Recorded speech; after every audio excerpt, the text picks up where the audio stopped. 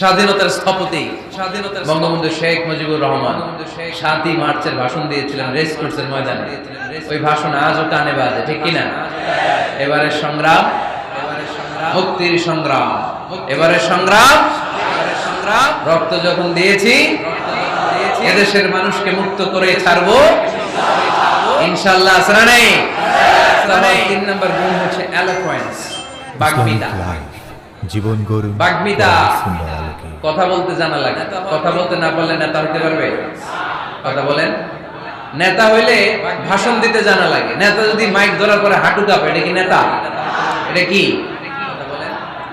নেতা হইলে? এটা নেতা না। ভাষণ দিতে জানা লাগে। নেতা যদি মাইক ধরার পরে হাঁটু কাঁপে, নেতার ভাষণ জানতে হয়, এটা কি বক্তব্য দিতে জানতে হয়। এটা নেতা না। স্বাধীনতার স্থপতি বঙ্গবন্ধু শেখ মুজিবুর রহমান 7ই মার্চের ভাষণ দিয়েছিলেন রেস কোর্সের ময়দানে। ওই ভাষণ